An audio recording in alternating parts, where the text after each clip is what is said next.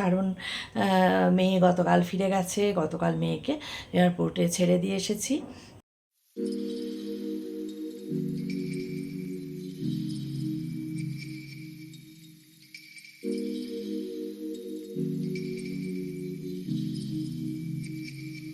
এবার জামা কাপড় মেলবো, নিয়ে এলাম, এক বস্তু কাচতে দিয়ে দিলাম। আর বন্ধুরা 10টা 42 বাজলো। আজকে তোমাদের সামনে একটু দেরি করে এলাম, ইচ্ছে করেই। আসলে অনেক দিনের জমা হয়ে আছে, এডিট করা হয়নি, সেই এডিটিংয়ে করছিলাম আর কি, এডিটিং। তো কেমন আছো বন্ধুরা? আশা করি সবাই সুস্থ আছো, ভালো আছো, আর যে যেখানে আছো ঈশ্বরের কৃপায় নিরাপদে আছো। আবার একটা নতুন দিন শুরু হলো। আজকে ব্লগটা এখান থেকে শুরু করছি। আজকে হচ্ছে 17ই নভেম্বর, রবিবার। আজ মন মেজাজ খুব একটা ভালো নেই, কারণ মেয়ে গতকাল ফিরে গেছে, গতকাল মেয়েকে এয়ারপোর্টে ছেড়ে দিয়ে এসেছি। তো মেয়ে তো ফিরে গেছে, যখন ওকে ছেড়ে দিয়ে ফিরছি তখনও মন খারাপ, যখন যাচ্ছি তখনও মন খারাপ। মানে পরিস্থিতি কোনোটাই খুব একটা অনুকূল ছিল না, সব কিছু ঠিকঠাক নেই। তার মধ্যে মেয়েটা ফিরে যাচ্ছে, আবারও সেই যেমন একার থাকার সেই একাই, এবং আবারও সেই রকমভাবেই কাটবে দিন, জানোই তোমরা। তো স্বাভাবিকভাবেই খুবই মনটা খারাপ, কারণ আবার কবে আসবে, সেই 1 বছরের আগে হয়তো আসতে পারবে না। কবে আসবে, কবে পাবো ওকে, আবার কবে একটু ওর সঙ্গে বসে গল্প করতে পারবো, আবার কবে ওকে নিয়ে বাইরে নিয়ে ওর সঙ্গে ঘুরতে পারবো। কারণ আমি তো ফিরে যাওয়ার সঙ্গে সঙ্গে আমি আবার সেই আমার কোঠরের মধ্যেই মানে ঢুকে পড়েছি। মানে কালকে ফিরেছি, ওকে পৌঁছে দিয়ে বাড়িতে ঢুকেছি ঠিক 6:30টায়। তো তারপর থেকে যথারীতি যেমন একদম কাজ এভাবে কাটানোর সেভাবেই কাটছে। আজকে থেকে তো আবার রান্না বান্না নেই, আবার হোম ডেলিভারি খাবারই আসবে। আর রান্না করতে আর ইচ্ছেও করে না, মেয়েটা এলে তবেই ইচ্ছা হয়। আর ভালো লাগে না, কারণ প্রত্যেকটা দিন যাপন করাটাই মানে একটা বিড়ম্বনার বিষয় আমার কাছে। তো সেই জন্য আর ইচ্ছে করে না। হয়তো 1-8 দিন করবো কিছু, মানে করবো মানে টুকটাক কিছু করে নিলাম, কারণ ফ্রিজে কিছু সবজিপাতি থেকে গেছে, ধরো ওভাবে তো আর মাপ করে আনা যায় না যে ও 16 তারিখ পর্যন্ত আছে, তাই জন্য বাজার ওইভাবে হলো, সেটা তো কখনোই হয় না। তো তার ফলে আছে। তো আজকে একটু কাজকর্ম আছে, একটু বেলা হয়ে গেল যদিও, তাহলেও কাজ বলতে বিছানা চাদর টাদর সব পাল্টাবো, পরিষ্কার করবো, জানালা টানা খুলে যতটা পারি একটু ঝাড়াঝুড়ি করবো, জামা কাপড় মেলা আছে সেগুলো তুলবো, ওয়াশিং মেশিনে কাচা আছে জামা কাপড় সেগুলো মেলবো, আবার এক প্রস্ত কাচতে দেবো। তো এই সমস্ত কাজগুলো রয়েছে, এগুলো কাজগুলো করে যায়। আজকে বহুদিন পর একটু দাদা বৌদির কাছে যাওয়ার ইচ্ছা আছে, একটু গল্প করবার অনেক দিন হয়নি। সময় খুব মানে তখন মেয়েকে নিয়েই, অবশ্যই মেয়ে থাকলে মানে ওর সঙ্গে কথা বলেই তো আমার সময় মানে কোথা দিয়ে কেটে যায় বুঝতেই পারি না। তো যাই হোক, মনটা ভালো নেই তোমাদের সামনে, তবুও হাসি মুখে যেমন আমি আসি তো আসছি। তো চলো কাজ শুরু করে দিই। ঘরের কাজগুলো বললামই তো, অনেকটা বেলা হয়ে গেছে, 11:30 হয়ে গেল তোমাদের সঙ্গে কথা বলতে বলতে। বাকি সময়টা ঘন্টাখানেক, 1/4 ঘন্টা কাজ করে নিই একটু, তারপরে কাজকর্ম করে তারপর সব কিছু সেরে ঠাকুরের বাসন টাসন মেজে কতটা কী করে উঠতে পারি দেখি। একটানা করতে তো আমি হাঁপিয়ে যাই, জানোই তোমরা। তারপরে কালকে অনেকটা জার্নি, মনটাও ভালো না, তার মধ্যে অনেকটা জার্নি হয়েছে, 200 400 কিলোমিটার। যতই গাড়িতে যাওয়া আসা করি তাহলেও তো একটা মানে একটা তার জের পরে থাকে। তারপরে মানসিকভাবেও বিপর্যস্তই থাকি, বিধ্বস্তই থাকি, আরও বেশি বিধ্বস্ত। আর তো সব কিছু মিলিয়ে মিশিয়ে একদমই ভালো নেই। দেখি কতটা এনার্জিতে কুলাতে পারি, কতটা করতে পারি, করে উঠতে পারি 1/4 ঘন্টার মধ্যে। 1/4 ঘন্টা এই কারণেই বলছি, যেহেতু একটু বৌদির কাছে যাবো গল্প করতে 12টা নাগাদ, তো সেই জন্যে বলছি 1/4 ঘন্টার মধ্যে যতটা পারি কাজ ঝটপট সেরে নিই। একটু গল্প টল্প করে এসে স্নান করে পুজো করব, তারপরে খাবার চলে আসবে, খেতে দেবো। উনি তো ঘুমাচ্ছে, তো উঠলে তারপর খেতে দেবো, খেতে টেতে দিয়ে আমি খাবার খেয়ে আমি আমার কোটরে ঢুকে যাবো আমার ঘরের ভেতর। ব্যাস, মুখ বন্ধ, ওই টিভি দেখবো একটুখানি, হয়তো এই এডিটিং করব, এডিটিং যেটুকু বাকি আছে সেগুলো করব। এইভাবে কাটবে বই, সেইভাবেই কেটে যাবে দিন। আর সকালে একটু টুকটাক বই পড়া, কাগজ পড়া, এইভাবেই কাটবে। তো চলো এবার কাজটা শুরু করে দিই, তা না হলে অনেকটাই দেরি হয়ে যাবে, কাজগুলো আর ঠিকঠাক করে করে উঠতে পারবো না, কারণ এনার্জিটা তো নেই। এনার্জি, মেয়ে ছিল, শরীরে না কুলালেও কিন্তু কোথাও থেকে এনার্জিটা ছিল, পজিটিভ এনার্জি, কিন্তু সেই এনার্জিটা নেই। জোর করে টেনে হিচড়ে করতে হবেই তাই করা। তো চলো, সেই করতে হবেই কাজগুলো, দেখি কতটা কী করে উঠতে পারি। চলো ঘরে চলো আমার সঙ্গে, হ্যাঁ ঘরে গিয়ে তারপরে দেখছি। এবার ঘরে এলাম বন্ধুরা, এই বিছানার চাদর টাদর পাল্টাবো, জানালা টানালা ঝাড়বো। আসলে মেয়ে ছিল বলে কদিন ধরো মাঝখানে একদিন চাদর পাল্টানো হয়েছিল আসার পর, তারপরে যেহেতু অফিসের কাজ করতো এখানে বসে, তাই আর হয়ে উঠতো না। রান্না বান্না সেরে যখন বেলা হয়ে যেত তখনও কাজ করতো, সে তো সন্ধ্যা পর্যন্ত চলতো। তাই জন্য গতকাল ফিরে গেছে, ওকে রেখে এসেছি এয়ারপোর্টে। তো তারপরে এসে আজকে তো আমার মানে রান্নার পাট নেই, আজ থেকে আবারও খাবার নেওয়া, যেমন বাজার হাটও হবে না, কিছুই না। তো এই সেই জন্য বিছানা নতুন চাদর পাতবো, নতুন মানে কাঁচা চাদর পাতবো, আর এই জানালা টানা এগুলো ঝাড়াঝুড়ি করে সব কিছু যে সমস্ত জামা কাপড় রয়েছে সব আস্তে আস্তে ভাঁজ করার, গোছানোর, যেগুলো যেগুলো কাচার, এই সব কাজগুলোই এখন করব। তো এইসব করেই দিন যাবে, আর একটু বই পড়া, আর এইসব যেমন হয় আর কি। তো সেভাবে কাটবে। বড্ড ফাঁকা লাগছে জানো, মনে হচ্ছে যেন কিছু করার নেই, কেউ নেই বাড়িতে, একদম নিস্তব্ধ, নিশ্চুপ। হ্যাঁ, এই যে একটু পরপর মানে অফিসের কাজ করতে করতেও ফাঁকে ফাঁকে এসে মা কী করছো, রান্নাঘরে এসে মা এটা মা ওটা গল্প, তারপরে বিকেলে সন্ধ্যাবেলা বেরোনো, মা চলো এখানে যাই, চলো তোমাকে ওই রেস্টুরেন্ট নতুন হয়েছে নিয়ে যাই, এই যে সমস্ত বিষয়গুলো, এগুলো তো ভীষণ ভীষণ ভীষণ মিস তো করবই। মানে ওর যে উপস্থিতি, কালকে রাতে যখন একা শুলাম তখন মনে হলো যে মেয়েটা ছিল কদিন পাশে ছিল, আবার সেই একা, আবার একাকিত্ব। তো আর কী করা যাবে, আমাদের মতন এরকম বহু বহু মা রয়েছেন যাদের ছেলে মেয়ে পড়াশোনার জন্য বা চাকরি সূত্রে বাইরে থাকে, তাদেরকে একাই থাকতে হয়। তো এই তোষকটা না একটু ওইদিকে সরে গেছে, জাজিম শুদ্ধ, চেষ্টা করলাম টানার, যদিও আমার টানা উচিত নয়, কিন্তু তারপরেও চেষ্টা করলাম, কিন্তু এক চুলও নড়াতে পারলাম না। তো যাই হোক, কী আর করা যাবে, চাদরটা এবার পেতে ফেলি। এই চাদরগুলো জানো বন্ধুরা, চাদর তো এটা নতুন চাদর একদমই, একবার জাস্ট কাচা হলো, কাচার পরেই পাচ্ছি।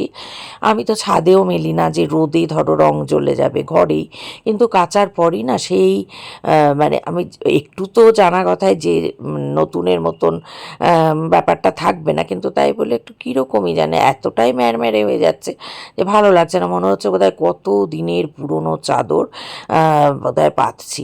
একদমই না, এটা জাস্ট নতুন, একবারই কাচা হলো, কাচা হয়ে মেলছি।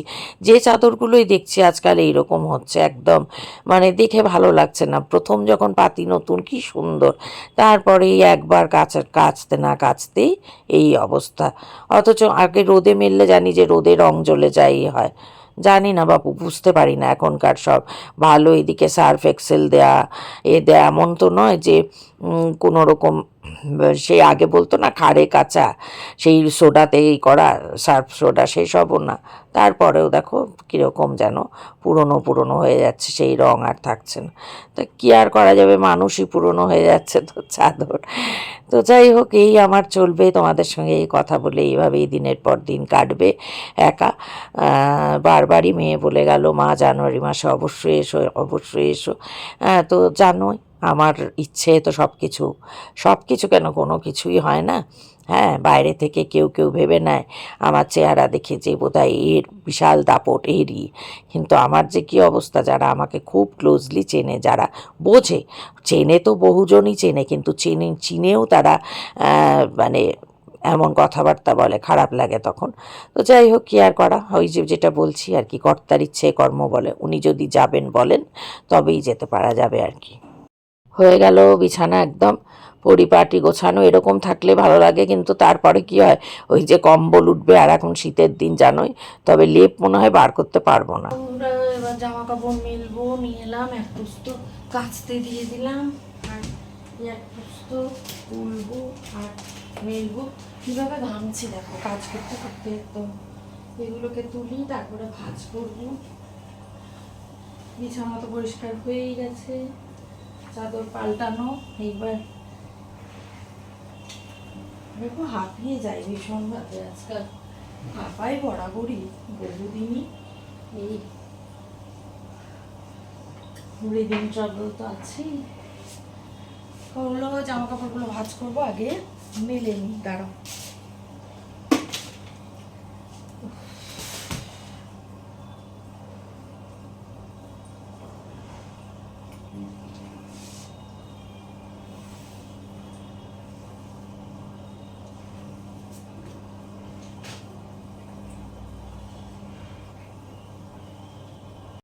এক প্রস্ত তুললাম, এই যে এক প্রস্ত এবার মেলছি, আর ওইদিকে ওয়াশিং মেশিন চলছে আরেক প্রস্ত। তো এই এখন কাজ। হ্যাঁ, এই কাপড় কাচা, তোলা, মেলা।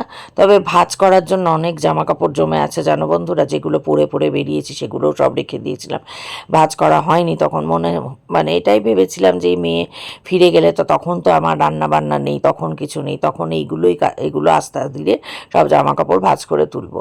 রোজকার জামা কাপড়ই বলো আর বাইরে পরা জামা কাপড়ই বলো, তো এখন সব একটু একটু করে করতে হবে। কি মুশকিল দেখো, এখানে একটা পেটিকোট দিয়েছিলাম, সেই পেটিকোটের সায়ার দড়ির সঙ্গে একটা ওনার বাড়িতে পরার যে হাফ প্যান্টগুলো তার দড়ি, সঙ্গে আমার একটা নাইটি, মানে এমনভাবে জট পাকিয়ে গেছে গো, কি বলবো, আর নাজেহাল হয়ে যাচ্ছে এই খুলতে। মানে বিরক্ত লাগে না বলো তো, কাজ করতে এলাম একটা যে ঝটপট করে করে নেব, সেইটার পিছনে দেখো এখন এতক্ষণ গোটা দড়িটা খুলেই ফেলতে হলো। থাক, কি আর করব, পরে আবার সায়া শুকালে পরে তখন দড়িটা আবার পরাবো। তো এগুলো মেলে দেখতেই পাচ্ছ, এই জামা কাপড় তো ঘরেই মেলা, তোমরা জানোই, ফ্যানে শুকায়, অলমোস্ট তো শুকিয়েই যায়, তারপরে ফ্যানে শুকায়, তারপরে যে রং কি করে জ্বলে যায় বিছানার চাদরের, আমি তো বুঝে পাই না কেন রং এরকম হয়ে যায়। কি আর করব, কিছু তো করার নেই, আমার হাতে নয়, তাই বলে রং একবার হয়ে গেল বলে তাকে তো বাতিলও করা যাবে না, তাহলে তো আমার মতো মানুষকে কবেই বাতিল করে দিতে হয়। আর কি আর কাজ বলো, কোনো কাজে লাগি না। এইখানে কিছু জিনিস জড়ো হয়েছে, একদিন ইয়েকে ডেকে, ওই ভাঙাচোরা বিক্রি করে তাদের ডেকে এসব দিতে হবে। বেসিনটা পরিষ্কার করতে এলাম বন্ধুরা, বেসিনটা অনেকদিন পরিষ্কার করা হয়নি, ঠাকুরের বাসন কোসন জমেছে অনেক, সেগুলো মাজবো। তো আগে বেসিনটা ওই জন্য পরিষ্কার করে নিই। কাজের তো শেষ থাকে না, রান্না বাদেও প্রচুর কাজ থাকে তোমরা জানো, কিন্তু ওই যে বললাম একটানা পারি না। লেপ বার করতে গেছিলাম বুঝেছো বন্ধুরা, তো লেপ তো পারলাম না বার করতে, দুটো ব্ল্যাঙ্কেট, দুটো কম্বল বার করেছি, একটা মিস্টার চ্যাটার্জিকে দিয়ে দিয়েছি, একটা আমার রেখেছি। এখনও তো সেই ঠান্ডা পড়েনি লেপের, তবে ভেবেছিলাম একবারই লেপটা বার করে নেব, ওয়ার্ড আর ভরতে হবে, কিন্তু ওয়ার্ড্রোবে এতটাই নিচে এবং ওপরে এত কিছু জিনিস, এমনিতেই এই ব্ল্যাঙ্কেট বার করতে গিয়ে আমার প্রচণ্ড কষ্ট, মানে অনেক ভারী টানতে হয়েছে। তোমরা জানো যে আমার যেহেতু নাভি ওইটা হার্নিয়াটা আছে, প্রচণ্ড কষ্ট। তো তারপরেও কিন্তু আমি চেষ্টা করে মানে বার করলাম ব্ল্যাঙ্কেট, কিন্তু লেপ আর বার করতে পারলাম না। দেখা যাক, যদি সেই রকম শীত পড়ে তখন বাধ্য হয়ে, এবার তো মানে হেল্পিং হ্যান্ড তো নেই কেউ সাহায্য করার, যদি হয় তখন মন্টুকে একদিন ডেকে এনে, আসলে ভেতরে এখনও আমি আনিনি, তো বাইরে থেকেই যায় কোনো দরকারে জিনিসপত্র দিতে আসে, যখন বাজারই বলো বা ওষুধ টষুধ বলো, তো সেই কারণে চট করে বেডরুমে ঢোকানো কাউকে আর আমি চাই না এখন। কিন্তু না পারলে আর কী করা যাবে বলো, যেহেতু এই হেল্পিং হ্যান্ড যে আছে উর্মিলাইকে দিয়ে তো আমার একটা কাজও এক্সট্রা হবে না।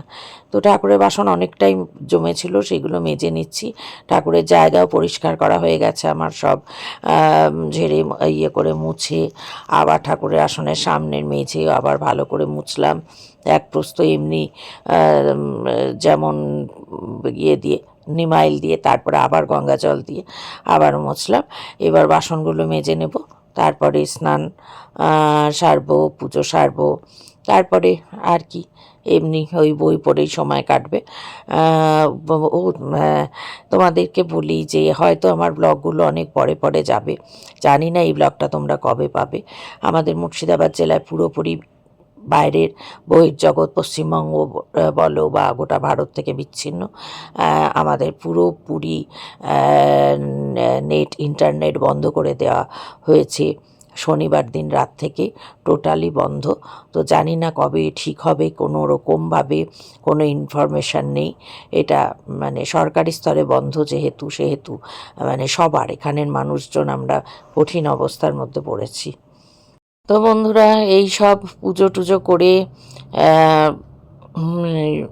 খেয়ে দিয়ে উঠলাম, বই নিয়ে এখানেই বসেছি, ড্রয়িং রুমেই বসেছি বই নিয়ে। কারণ ইন্টারনেট যেহেতু পুরো বন্ধ, তাই কিছুই দেখা যাচ্ছে না, না টিভি চলছে, না মোবাইল চলছে, না কোনো কিছু হচ্ছে। মানে একদম যাচ্ছে তাই অবস্থা। মানে কীভাবে যে কাটছে সময় আমার বলে না, সবার এখানে, সেটা তো বলার না। তো বললামই এই ব্লগ কবে যে পোস্ট হবে কিছুই জানি না। ব্লগ তো এখন অনেক দিন ধরেই বন্ধ থাকবে, কত কত দিনে ঠিক হবে কিছুই জানি না। তো যাই হোক, মানে ওই জন্য ব্লগ করার আর উৎসাহ পাচ্ছি না, তার কারণ পোস্টই কবে হবে বুঝতে পারছি না। তারপরে তো মেয়েটা ফিরে যাওয়ার পর মনও ভালো নেই। তো যাই হোক বন্ধুরা, ব্লগটা আজকের মতো এখানেই শেষ করে দিচ্ছি। তোমরা সবাই খুব খুব ভালো থেকো, সুস্থ থেকো, নিরাপদে থেকো। আর যদি ভালো লাগে ব্লগটা লাইক করো, কমেন্ট করো, চ্যানেলটা সাবস্ক্রাইব করে পাশে থেকো। তো ঠিক আছে বন্ধুরা, দেখা হচ্ছে শিগগিরই, বলবো না জানি না কবে আবার দেখা হচ্ছে, দেখা হবে। ততক্ষণ যবেই দেখা হোক, ততক্ষণ তোমরা সবাই ভালো থেকো, সুস্থ থেকো, সাবধানে থেকো। আর ব্লগগুলো পরপর পোস্ট হবে যখন, তখন ব্লগগুলো দেখতে থেকো। ঠিক আছে, আজকের মতো আসি বন্ধুরা, দেখা হবে আবার।